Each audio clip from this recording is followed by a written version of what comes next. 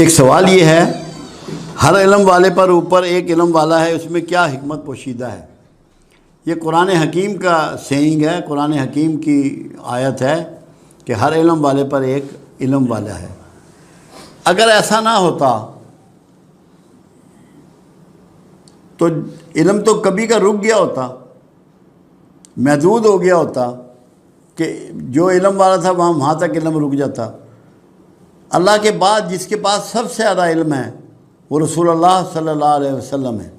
کائنات میں، انبیاء میں، تمام انبیاء کے اصحاب میں، تمام اولیاء عظام میں، تمام سائنسدانوں میں، تمام تاریخ دانوں میں، تمام انجینئروں میں، تمام طبیبوں میں، تمام حکیموں میں سب سے بڑھ کے علم جس کے پاس ہے وہ رسول اللہ صلی اللہ علیہ وسلم کی ذات گرامی ہے۔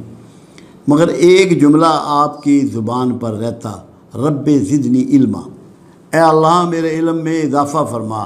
اس کا مطلب یہ ہے کہ علم میں ہر وقت اضافہ ہوتا رہتا ہے اور میکسیمم کی طرف انسان بڑھتا رہتا ہے۔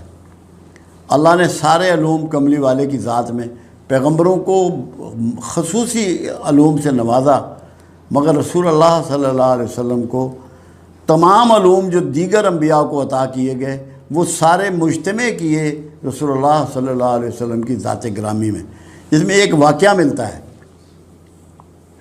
ایک مرتبہ جب آپ فجر سے ذرا پہلے مسجد نبوی میں تشریف لائے تو ایک جن تھا وہاں، اس کو آپ نے پکڑ کے ستون سے باندھ دیا کہ آج میں اپنے اصحاب کو جنات دکھاؤں گا۔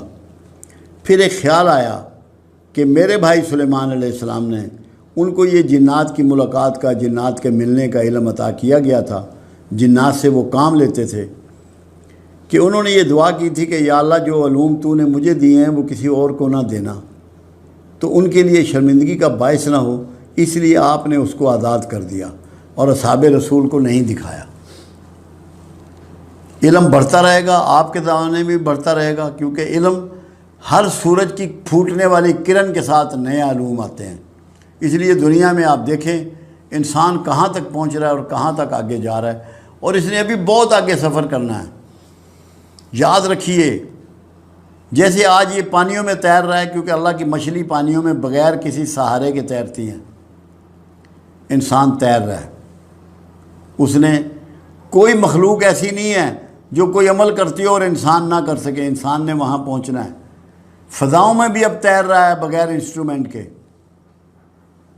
یہ علوم ہیں، یہ سارے علوم ہیں۔ جنگلات میں زندگی گزارنے کی بھی علوم ہیں۔ انسان علم میں آگے بڑھتا چلا جائے گا، مگر جو اس کا میکسیمم ہے وہ رسول اللہ صلی اللہ علیہ وسلم کی ذات گرامی ہے۔ وہاں فائنل ہوا ہے علم۔ اللہ نے کوئی چیز ایسی نہیں چھوڑی جس کا علم کملی والے کو عطا نہ کیا ہو، اسی لیے کملی والے کو ایک نام عطا فرمایا پروردگار عالم نے، یاسین، سورہ یاسین، جس کو یہ کہا گیا کہ یہ قرآن کا دل ہے۔ کیوں کہا گیا؟ دل میں بھید اور راز ہوتے ہیں، اللہ کے رسول کو اللہ کا رازدان قرار دیا گیا۔ جو راز رسول اللہ جانتے ہیں وہ کوئی اور نہیں جانتا، اور علوم کی انتہا کا نام محمد ہے صلی اللہ علیہ وسلم۔ تو اس لیے ہر علم والے پر ایک علم موجود رہے گا، اور لوگ اسی سفر میں، اگر علم رک جائے سفر رک جائے گا۔ ہم سفر کرتے ہیں اللہ کی طرف، اللہ ہمیں فزیکلی ملے گا کبھی؟ اللہ نے فزیکلی نہیں ملنا، کوئی اللہ والا ہی ملے گا، کوئی علم والا ہی ملے گا، کوئی حکمت والا ہی ملے گا، دانائی والا ہی ملے گا، کرامات والا ملے گا، معجزات والا ملے گا۔ علم آگے بڑھتا رہے گا، آپ بھی آگے بڑھتے رہیں گے، انسانیت آگے بڑھتی رہے گی۔ جب قیامت آئے گی تو وہ معاملات جدا ہوں گے۔ تو اگر علم کسی ایک تک رک جائے تو کائنات کا نظام رک جائے گا۔ اور خود پروردگار عالم فرماتا ہے کہ میں نے اس کائنات کو اپنے علم سے احاطے میں لے رکھا ہے۔ جس سے اللہ تعالیٰ پوری کائنات جس سسٹم سے چلا رہا ہے وہ علم ہے، وہ علم ہے جس کے تحت اللہ نے ساری کائنات کو اپنے قابو میں رکھا۔ تو علم، اب آپ اژدہے کو، مگرمچھ کو، شیر کو، ہاتھی کو قابو کرتے ہیں، کس چیز سے کرتے ہیں؟ طاقت سے کرتے ہیں؟ آپ زیادہ طاقتور ہیں اس سے؟ علم سے کرتے ہیں۔ یہ علم آگے بڑھتے رہیں گے، انسان کا سفر جاری رہے گا۔ اگر علم کسی ایک جگہ رکتا تو انسان کا سفر رک جاتا، کیونکہ سفر تا قیامت جاری رہنا ہے، اس لیے علم کے درجے بھی بلند ہوتے رہیں گے اور علم لوگ سیکھتے رہیں گے۔